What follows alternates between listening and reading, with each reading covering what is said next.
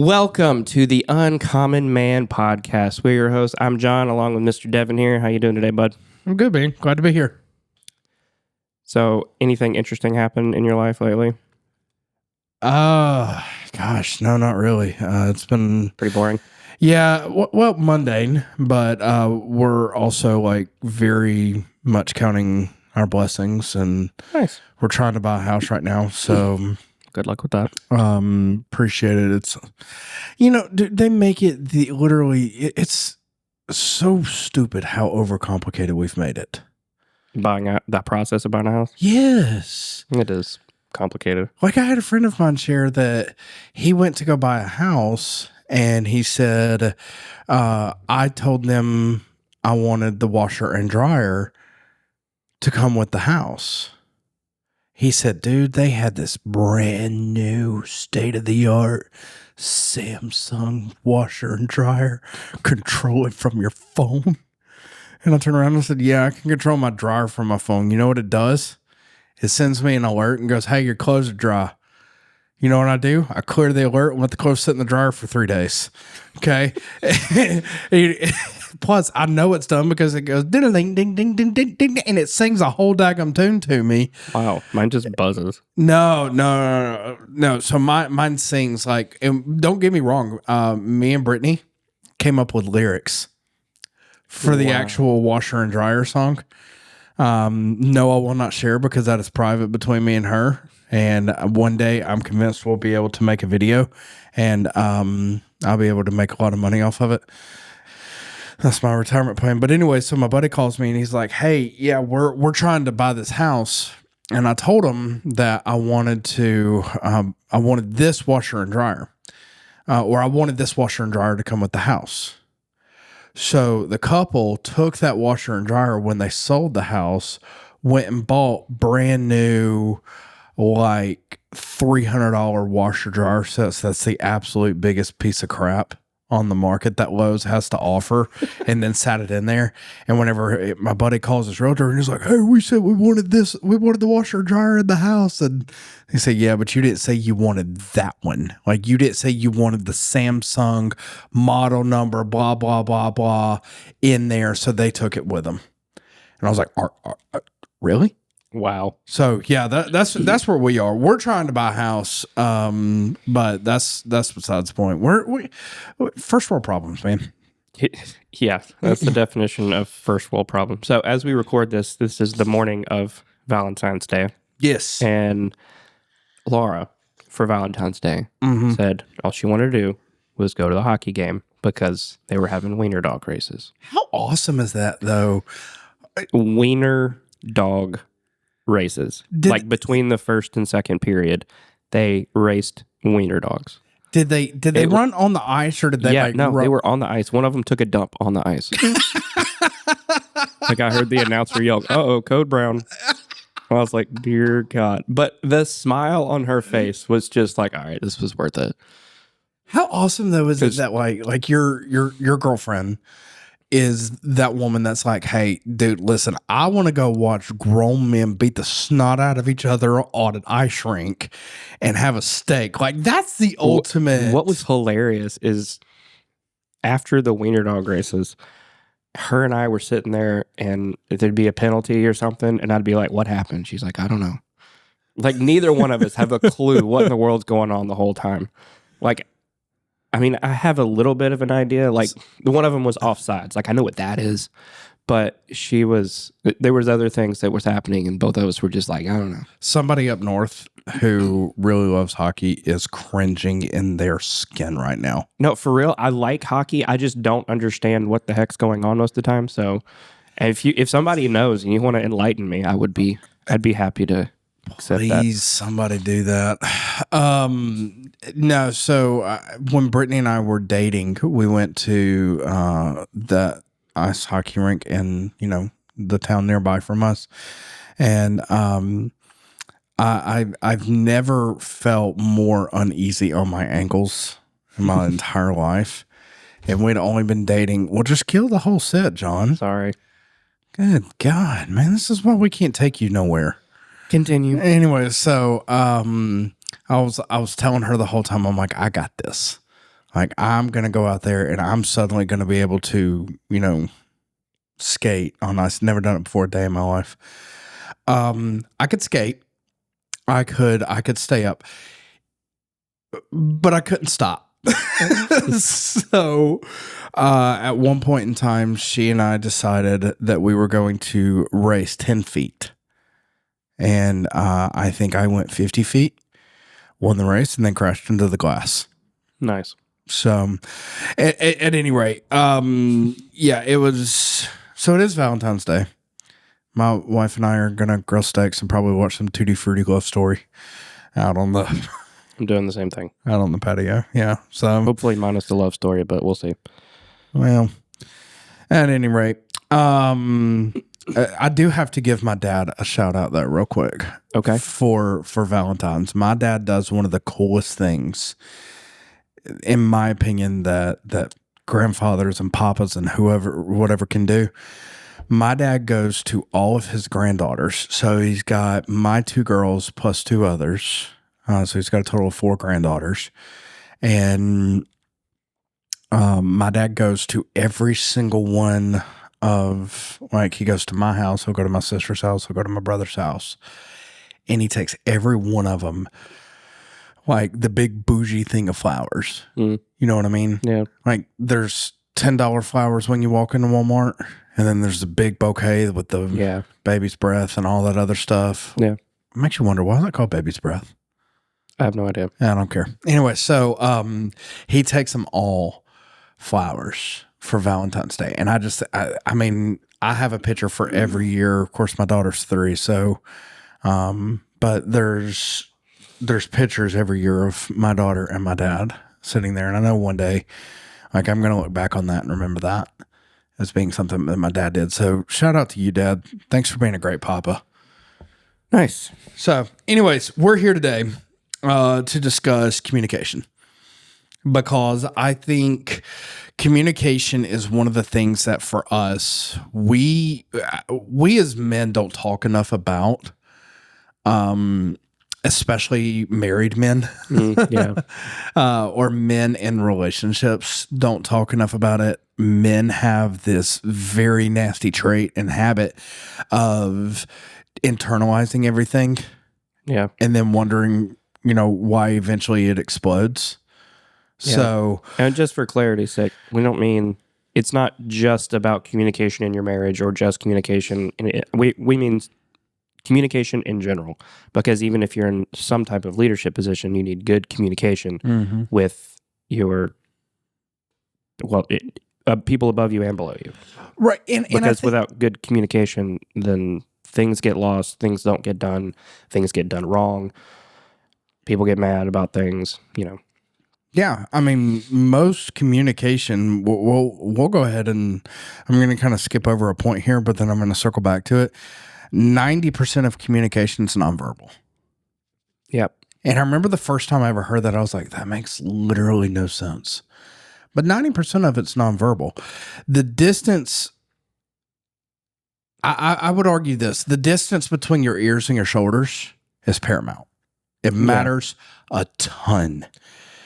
Think about it from a body language. So let's talk about it. Communication starts from a body language perspective. Yeah. And just to define what you're talking about a little bit there, is like if you look bored and your head just kind of lays over, like that's, excuse me, been fighting a sinus thing lately. But when your head just kind of lays over and you look bored, like that's telling the person that's talking to you that you're not interested in the conversation. Yeah. Or, so whenever I said the distance between the ears and the shoulders, you're talking about from the head tilt, one way or the other. Right. Now, it's funny you say that, because a lot of times when one of us is thinking, especially if we're making notes, for this episode, we're kind of like this, and we have our but like there's a difference in that. I do that sometimes, but you can tell by the facial expression as well. But your point still stands, even though you or I kind of tilt your head sideways because we're thinking. Yes, our ear is closer to our shoulder, and that could still unintentionally tell someone that we're not interested in what they're saying. even though we are, like, I know I do that. Even though I'm just thinking about what you are saying right now. It could still communicate, I'm not interested in what you're saying. So, but the point is, your body language and things that you do, even if you do it unintentionally, really drive home whether you're interested in what they're saying or if you're listening, or even if you agree or disagree with them. Your body language matters in way more aspects of your life than you probably realize. Yeah. So think about it if you're going in for a job interview or for even just a conversation with your wife, like whatever that looks like, your body language is going to speak volumes behind what the other person will see and think about the perception that it is of what you're saying. Yeah. So what I'm getting at here is when you're having that conversation with somebody, focus on your body language. Don't just think about what the person is saying. And this is another point. We did not put this in here, but it's paramount. Far too many people have this issue where if they're talking and they're engaged in a conversation with somebody, rather than listen to the other person, they're formulating their responses. Mm-hmm. That's a huge, huge, huge issue. That's listening to respond instead of listening to, wait, hold on. Listening to respond instead of listening to, how does that go? I have no idea where you're going with that. Dadgummit. Why don't you look it up while I continue? It's there. If you're simply listening to respond, you're going to miss what is actually being said. Understand. Okay, so listening to respond instead of listening to understand. That's the word I was looking for. Okay, so say the full. You're listening to respond instead of listening to understand what the other person's saying. So you're not actually listening to what they're saying. You're just trying to think of what your response to what they're saying is going to be. Exactly. Yeah. And so the issue there becomes nobody, if nobody is hearing the other person, nothing's getting accomplished. Yep. You know, and so I think that's the thing that the majority of men fail to see in their lives is they focus on one of two things. Either one, how it applies to them, or two, what their response is going to be to that. Right. Mm-hmm. Like I know some guys who will get this text from their wives or their girlfriends or whatever, and they'll have full on deep rooted relationship conversations via text. Yeah. So, I'm not a fan of that. So my wife and I have a rule in our marriage. If there is a difficult conversation, or if one of us starts getting heated, you have to go to the bed. Like we go to the bedroom. The bedroom's our sanctuary, and it's because like that's our safe place, right? In there, nobody else is allowed in there. Nobody. But if you're not Gracie, Samson, Ariel, Blakely, which are my two dogs and my two daughters. Huh? The dogs are the kids. Yeah. If you're not the dogs or the kids, nah, bro. You know, like even the first time, think about the first time you came over to my house, right? Yeah, I know. So anyway, you go to the bedroom. But yeah, we go to the bedroom. We have our deep rooted conversation in there. That's our sanctuary. And I think that is one of the biggest key points is when you're focused on listening to understand what the other person is saying, instead of just outright saying, you know, well, you don't do this. Like that's all deflection. Well, another reason I don't like having conversations like that via text is because you can't see you can't see somebody's body language. Uh-huh. You can read the words they say, but you can't hear how they said them. You can't hear the inflection in their voice. It's hard to communicate effectively through a text. Now, if it's just, hey, I'm going to be there at 7:30, whatever, right? But if it's a serious conversation, I am not a fan. That's right. So the next point here that I have is when, besides just body language, okay, part of body language, part of your communication, your effective communication with other people Put your daggum phone down. Yeah, it's not really body language, but it applies to communication for sure, because we live in a society nowadays where everyone just has a phone like permanently glued to their hand, more or less. But yet the majority of people don't answer them. It's bizarre, isn't it? Just saying. We have phones. Somebody more feels often. attacked right now, and I'm not sorry. You call somebody and they're like, "I'm not answering the phone." Mm-hmm. It's hilarious. You were more likely to answer the phone when you didn't anyway. So here's what's funny Before is, cell phones. so some people I will say I see calling me, and I'm like, I don't have the energy for you today. But it almost seems like I've noticed this somewhat recently. It seems like so let's say 5 years ago, if you're talking to somebody and you pick up your phone and check it real quick because somebody keeps calling or whatever, you check in a notification for your, I don't know, whatever, your fantasy scores. 5 years ago, somebody would have been more offended by that than they are today. Yep. Like, we don't even, when somebody picks up the phone, whether we're talking to them or not, it doesn't even register. But like, for example, when we say put the phones down, I will literally be in mid conversation with somebody, and I do this to a perfectly good stranger. I don't care if I know you or not. If we're in the middle of a deep-rooted conversation and you pick up your phone and you start texting, I will stop talking. Oh, I do that too. And then they'll, oh, no, you can keep going. And I'm going to wait because I need your attention. I'll wait till you're done. I'll wait till you're done. Yep. Clearly, because here's what you're saying. Clearly, whatever is on your phone right now is more important than what I have to say. Bingo. That's exactly what you're saying. When you pick up the phone while you're having a conversation with somebody, is you're saying your words, your time, your actions, and your thoughts right now don't matter to me. What matters to me is what's on my phone. Now, it's a different story if you and I are sitting here hanging out as buddies and Laura or Brittany calls, right? Then, like, that's a different story. Or if you just say, hey, hold on a second, I got to take this. Sorry, 1 second. Like, just say something. Yeah, I will even if I go check out, because normally if I'm on the phone, I have an AirPod in or something like that. Right. If I go to a checkout or I pull up to the drive-thru or whatever, I will tell the person I'm on the phone with, including my own daggum mother, hey, hang on 1 second. Yeah. Well, why did I have to hold on? Because I wasn't going to be rude. Yeah. Put your daggum phone down, man. If she wants to have a conversation and your boys want to check to see if you want to get on Xbox, guess what, man? They can wait. Yeah. And here's how we can tie.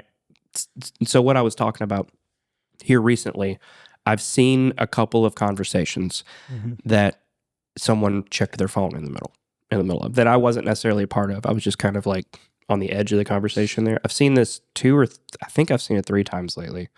I can't remember when the third time was, but it seems like anyway, it doesn't matter. What I did was I was listening to these people talking. Person A is talking, person B checks their phone. I looked at the guy's face that was talking just to see what his facial reaction would be, because 90% of communication is nonverbal, right? If he's annoyed by that, he's gonna whether he wants to or not show how annoyed he is by that person checking their phone. There was nothing, dude. Nothing. And it just blew my mind. Like Brittany and I, it's like they didn't even. It didn't even faze him. It didn't faze him because we just. But 5 years ago, that was a slap in the face. When maybe not necessarily, but well, metaphorically speaking, like yeah. But that's the thing. Brittany and I have the rule of, we have one of our marriage bylaws is if we go out to eat. Bylaws? Yeah, we have bylaws. Oh, don't get me started. I've never heard anybody call them that. It makes sense. Don't get me started on bylaws, on marriage bylaws. They're absolutely vital and important. But one of our marriage bylaws is if we go out to dinner, only one of us takes our phone in. Yeah. You've mentioned that, I believe. So, and another one is that, if we're having a conversation, even today, like the other day, Brittany and I were having this conversation, and she was texting a friend of hers back, and I just stopped talking. I was mid-sentence, and I just stopped talking. It took all of 2 milliseconds for her to go, I'm sorry, and put her phone down so that she could finish hearing out what we were saying. And then guess what? When the conversation was over, she picked her phone back up and was able to finish the text. Yeah. Both issues were solved, and good communication was issued and was done. So put your daggone phone down. James 1:19 says this. It's funny that this is the verse, because this is what I read yesterday. Know this, my beloved brothers, let every person be quick to hear, slow to speak, and slow to become angry. So this ties back to the reason I picked this one. This ties back to responses, really. So we touched on responses a few minutes ago. Mm-hmm. And so instead of listening to respond, you're listening to understand. That's not to say that your response doesn't matter, because obviously your response in clear communication does matter. You just need to listen to what the person is saying. Your response, though, is... I feel like a lot of times, as men anyway, we don't really think about our response enough, and it's just the first thing that comes to mind, which many times, especially if it's a little bit of an heated conversation or argument or something, it just comes off as anger. You know what I mean? Yeah. So if we don't actually think about our response, yes, you need to listen to what they're saying, but you also need to think about your response. If something that someone says, excuse me, if something that someone says annoys you a little bit, pause. Just pause. You do not have to respond immediately. You ever seen Elon Musk have a conversation? Like, think what you want about the guy. But you ever seen him have a conversation? Yes. There's a lot of really long pauses. Mm-hmm. I mean, that might have something to do with the fact that his IQ is like 4 million, but beside the point, he's thinking about his response. There's nothing wrong with that. Now, in this setting, between me and you, my long pauses sometimes sounds weird on a podcast, but in a normal conversation, it is completely normal to just pause, because your body language is going to communicate the fact that you're thinking about what that person just said. Does that make sense? That makes perfect sense. So, and that's the slow to anger part of that. So quick to hear, slow to speak. So listen to understand, not to respond. And then if you need to pause, think about your response to that. Yeah. You can't listen. A lot of times in conversations, people are deathly terrified for some reason of dead silence. Mm-hmm. And I think that's a very dangerous game to play when we just start spewing things. Well, our world's so noisy anyway that something being silent just doesn't feel right. Yeah, exactly. So, I mean, dude, most of the time, let me ask you this. When you drive, if you have, let's just say a 20, 30-minute drive, are you listening to something or is it dead silent? It's 50-50 for me. See, most of the time, I'm listening to a podcast. Sometimes it'll be Are you listening to the Uncommon Man podcast? No, I don't listen to myself talk. Now I do like the day it releases, I will check like Apple or Spotify and just make sure that it's there and it plays right. And I'll kind of skip through it and make sure there's nothing weird going on. Yeah. But other than that, no, I don't listen to myself talk, because like while I'm editing it, I listen to the whole thing. So sure, that makes sense. Anyway, but it's kind of 50-50. It depends on how I feel that day. Sometimes if I've got a lot on my mind, I'll try to distract myself with a podcast or music or something. Other times I'm just like, no, we're just going to ride in silence today. I ride in silence more oftentimes than I ride with music. Because I'm like you, if it's a very long drive, like if I'm going to the beach or the mountains or something like that. Oh, 100%. I'll knock out like 7 podcasts. Dude, yeah, I'll bang out like easily 6-7 episodes of a podcast. Or if my wife's with me, I put on a Creed concert for her or something like that. So, speaking of, this is a side story here, but I saw this video the other day and I sent it to my wife, and it was this dad and daughter are riding in the truck together, and he's in there singing like I don't know, One Last Breath by Creed. And the daughter turns around and she goes, Daddy, who is this? And he goes, this is Creed, baby. It's Creed. And the daughter turns around and she goes, I don't like this. They stink. And then the video cameos to the daughter running behind the truck because the dad's murdered her. My wife sees this and she goes, you would 100% do this to our daughters. And I was like, no question. No question. My daughter can run behind the truck. Come on. So what was the point behind you asking if I listen to things? Because I mean, I think to me, I do write in silence a lot. It is a place for me to be able to organize my thoughts. Mm-hmm. Like you said earlier, our world's noisy. And all I'm listening to is the sound of the tires on the road. I'm good. Like, that doesn't bother me. But I've had some people that's like, dude, that's psychopathic behavior. Like, why in the world who rides in silence? And I'm like, I'm sorry, you don't ever want to work. If that's psychopathic behavior, then sitting in your quote unquote prayer closet and praying and or meditating or whatever you want to call it is also psychopathic because it's the same thing. Exactly. Well, it's not. There's less noise in your prayer closet, but exactly. Anyway, and then why do you think body language though for men is so important? Well, it's not specifically important for men. It's important for everyone. Well, sure, but this is the Uncommon Man podcast, so that's why I'm saying, like, I don't think you can say it's more important for men. Oh my God, John Pierce, just answer the daggum question. Well, body language.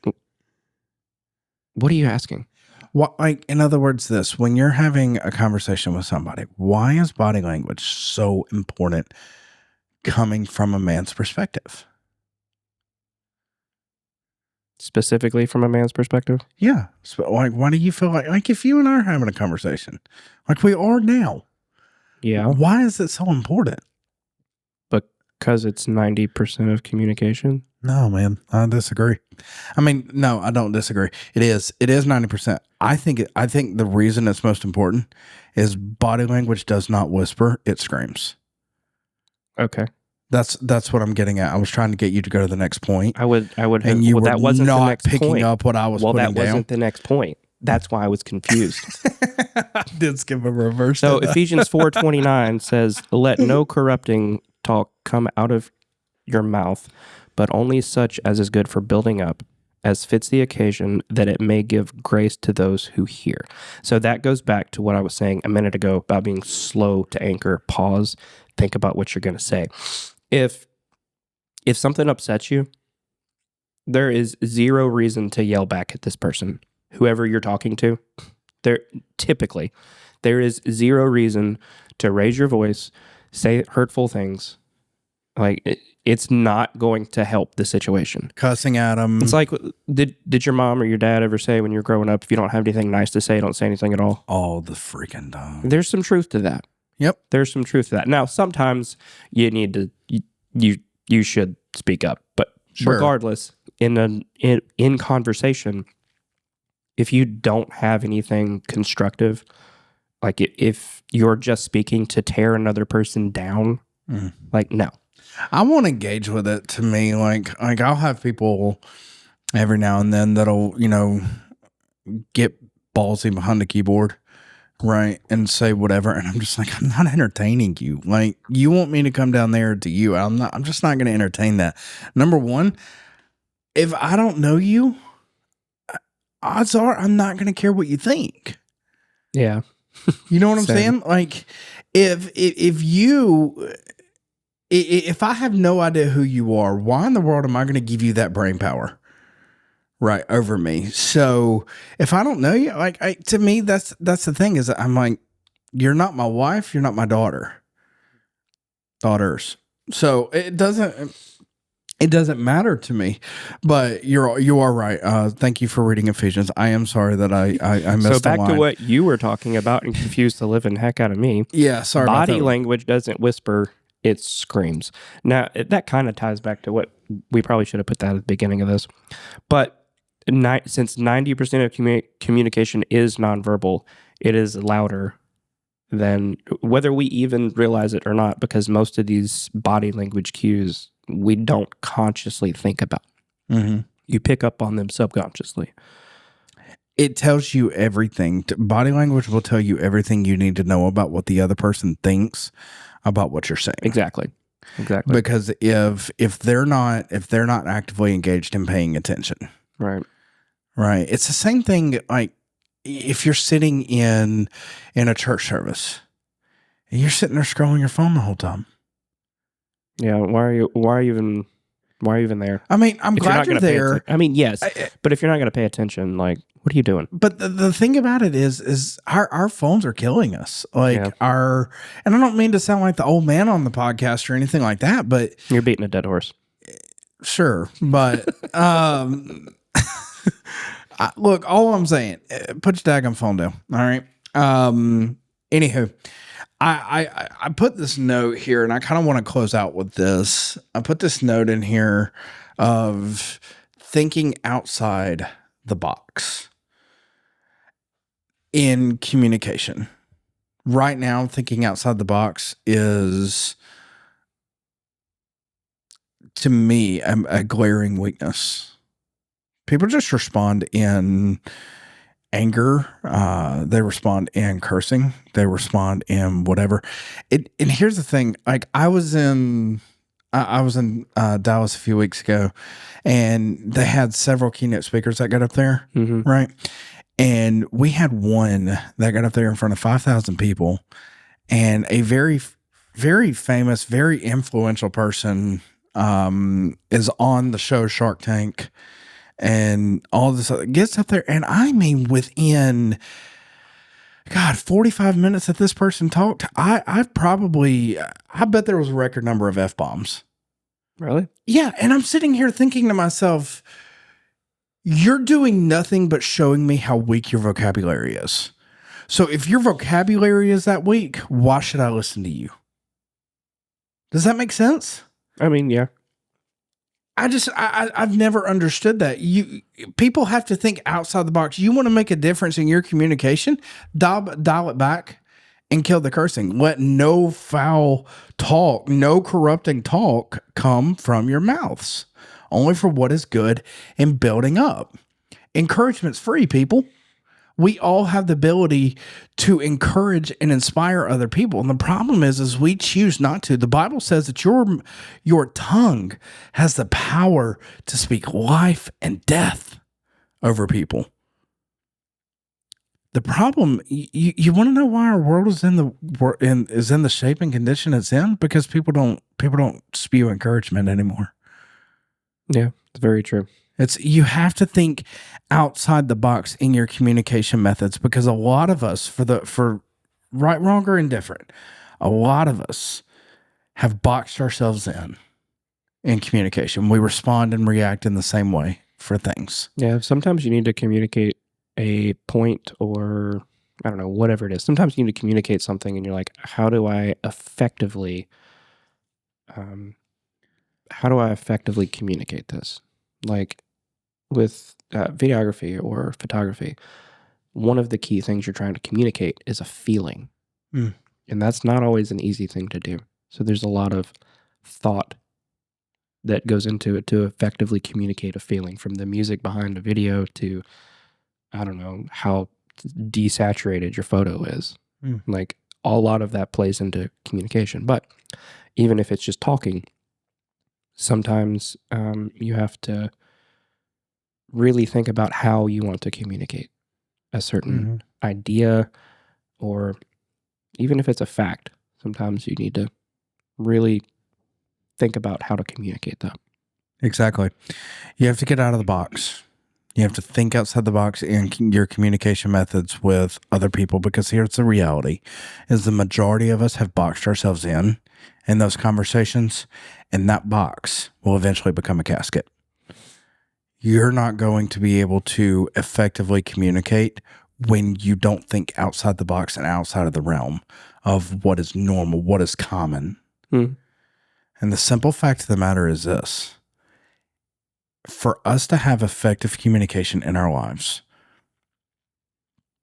you have to think outside the box. You have to make the decision of, I'm going to think before I speak. Now, I've said this before. You can't always control your first thought. You can control your first action. And you can control every single thought after that. So if my wife says something that I don't like or whatever, we can have that effective, like for us, the outside the box communication has come from, we don't allow for, if she says something that bothers me or I say something that bothers her, you're going to talk about it. You're going to discuss it, because the problem is this, especially for men, is we don't talk about it. And when we don't, it gets swept under the rug. And eventually that rug begins to look disheveled. Yeah.